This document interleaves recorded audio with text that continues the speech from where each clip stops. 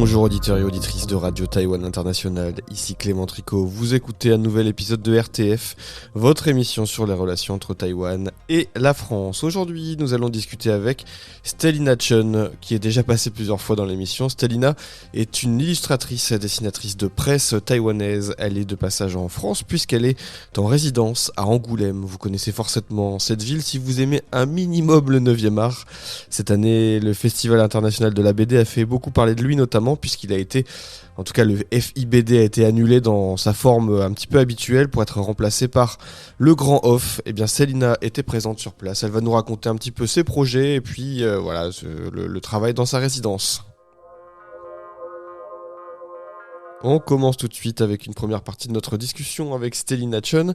Elle a commencé par vouloir proposer une petite introduction sur sa personne. Bonjour, je suis Stellina Chen, je suis dessinatrice de presse taïwanaise. Je travaille entre Taïwan et la France et je publie principalement du dessin de presse dans les médias taïwanais et les médias français. Et je suis aussi correspondante pour le Radio France International, la rédaction chinoise. Et en même temps, je publie aussi les bandes dessinées. En 2019, j'ai autopublié une bande dessinée qui s'appelle Enquête de Racine. Et en 2023, j'ai publié une bande dessinée qui s'appelle Dans la cour des grands, dans le format Lian Huanhua, avec une maison d'édition nantaise qui s'appelle Patayo. Et puis l'année prochaine, en 2024, j'ai publié la même bande dessinée, mais en version mandarin. Et je suis en résidence à Angoulême actuellement pendant 3 mois, depuis décembre 2025 jusqu'à mars 2026. En France, je fais partie d'une association qui s'appelle Cartooning for Peace, qui a été établie par Plantu, qui est un grand dessinateur français. Le but de l'association est de promouvoir l'utilisation du dessin de presse et de défendre le droit de dessinateur de presse. Et dans le monde entier, on a environ 300 membres dans le monde. Stellina, merci pour cette présentation. Tu es en résidence en ce moment à Angoulême, ça se termine bientôt. Est-ce que tu peux nous raconter un peu plus en détail ce que tu fais ici et surtout pourquoi ? J'ai soumis un projet de bande dessinée à la Maison des auteurs à Angoulême, qui est intitulé La solitude d'un dessinateur, qui parle de mon expérience personnelle en tant que dessinatrice de presse et de son influence sur ma vie et de son impact sur ma santé mentale. Et la Maison des auteurs m'a prêté un appartement avec une autre dessinatrice taïwanaise qui s'appelle Sun Sun, et aussi un atelier à la Maison des auteurs qui accueille actuellement une 30aine de résidents étrangers et locaux.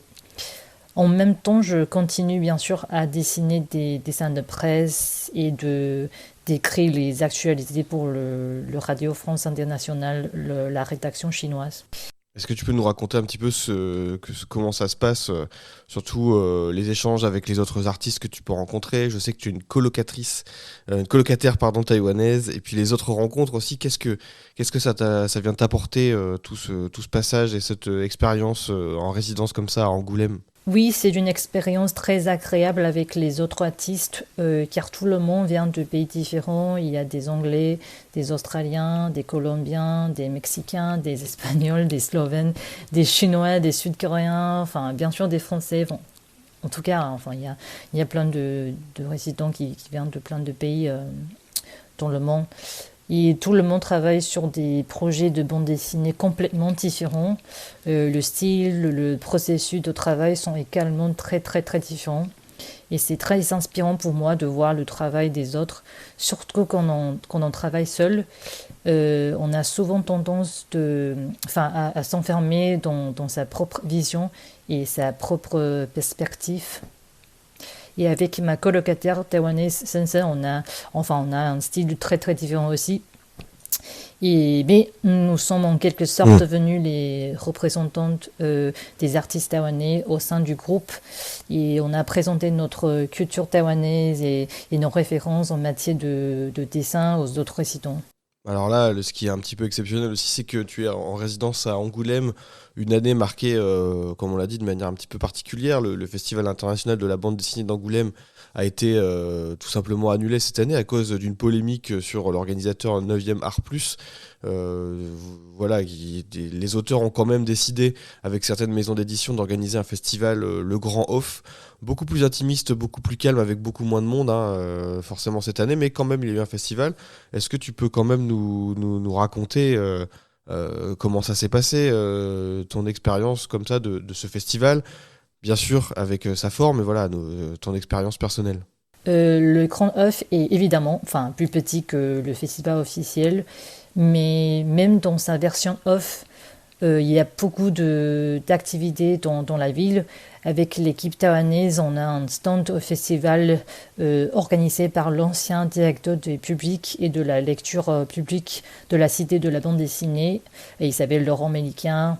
Il est responsable de la librairie, enfin, la boutique de Taïwan, Nancy Lee. 4 artistes taïwanais étaient présents pour des dédicaces. Moi-même, bien sûr, Sun Sun Nepeta, qui est actuellement en résidence à Blois, et Leni Jing, qui est l'autrice de Formos, enfin de la bande dessinée Formos. Et pendant le festival, nous avons organisé une rencontre publique qui s'appelle Taïwan sur Charente, dans l'espace Franquin, avec le représentant du musée de la bande dessinée de Taichung et 3 artistes taïwanaises. Et cette année, je ne sais pas pourquoi, il y en a plein de dessinateurs de presse qui étaient à Angoulême pendant le Grand Off. J'ai rencontré Coco, et, enfin une grande dessinatrice de presse, et Sié, Jérôme Sié, et Pascal Cros, et aussi Soucié. Enfin, il y en a plein de dessinateurs de presse qui étaient présents à Angoulême cette année. On imagine que dans un événement comme ça, on fait énormément de rencontres. Alors là, tu parles des auteurs de presse, des dessinatrices et des dessinateurs de presse, qui sont des gens très connus. Coco, on connaît sa verbe, hein, notamment pour les dessins qu'elle peut faire, que ce soit dans Charlie Hebdo ou, si je ne me trompe pas, dans Libération. En tout cas, c'est des grands noms, mais voilà, est-ce qu'il y a des rencontres, hein, qui t'ont marqué, des expériences avec des personnes que tu as pu croiser qui t'ont touché?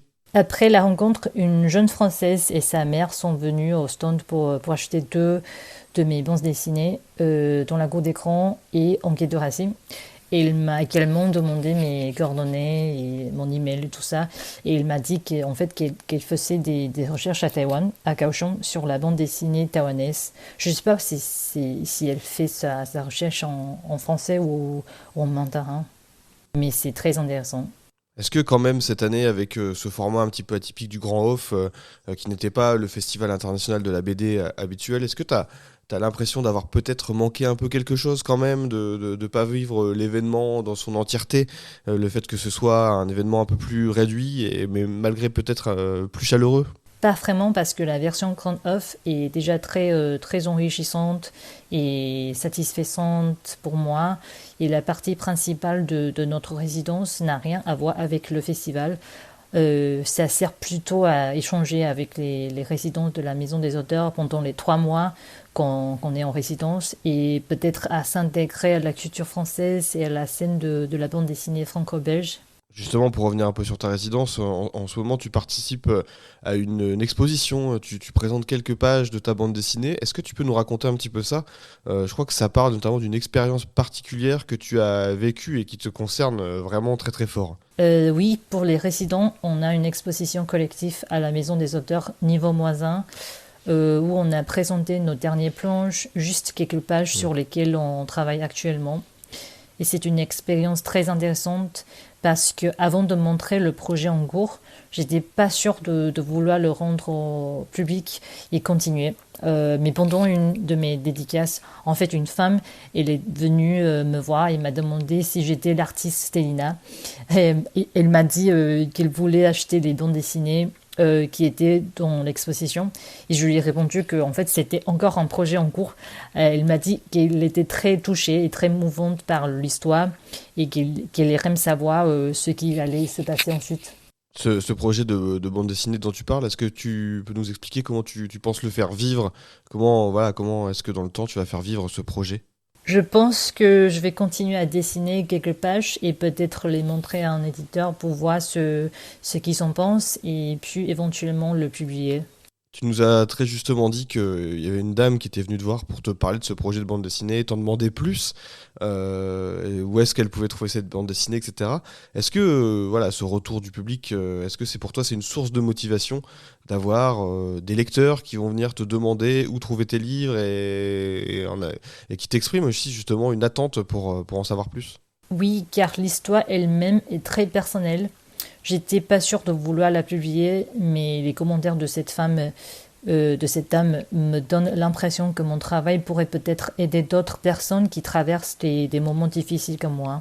Bon, c'est très bien, c'est très intéressant. Est-ce que par rapport après, là tu nous as parlé de ta résidence, de ta bande dessinée, est-ce que tu as d'autres projets prévus lors de ton passage en France?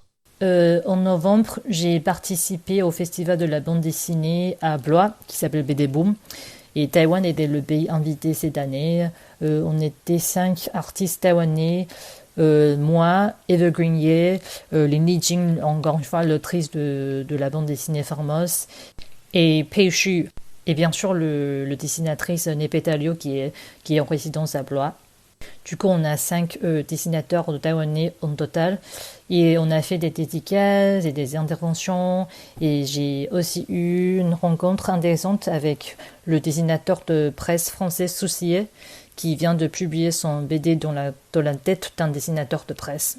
Bon, et puis pour terminer, forcément, on parle de dessin de presse depuis le début et de bande dessinée. Est-ce que depuis le début de l'année ou depuis quelque temps, est-ce que il y a un dessin, on va dire depuis le début de l'année, est-ce qu'il y a un dessin que tu as réalisé dont tu peux nous parler, que tu peux nous présenter un petit peu? J'ai réalisé un dessin il y a une semaine sur le procès de Jimmy Lai, l'ancien directeur du média Apple Daily à Hong Kong, qui a été condamné à 20 ans de prison. Et le dessin a été publié sur Radio France Internationale. Le dessin montre que Jimmy Lai il est crucifié sur le marteau de la justice qui est positionné comme une croix. Et ce procès signifie également que la liberté de la presse est officiellement révolue à Hong Kong et que Taïwan devrait tirer les leçons de cet incident. Aussi, le principe un pays de système ne fonctionne pas vraiment pour Hong Kong et que Taïwan devrait voir la réalité en face. Bon, eh bien écoutez, merci beaucoup Stelina d'avoir accepté de répondre aux questions de RTI pour cette émission RTF présentée par moi-même, Clément Tricot. C'est là-dessus qu'on va s'arrêter. Vous l'avez bien compris, de toute façon, cette interview est à retrouver en ligne sur le site de la radio. On vous mettra aussi ce magnifique dessin dont Stelina parlait. Pour que vous ayez aussi une image. Et puis il y aura les liens vers plusieurs projets qu'elle mène. Voilà, je vous mettrai tout ça sur internet. Moi je vous dis en tout cas à bientôt pour d'autres émissions La Ville en pratique ou Relations Taïwan-France. C'était Clément Tricot. Portez-vous bien.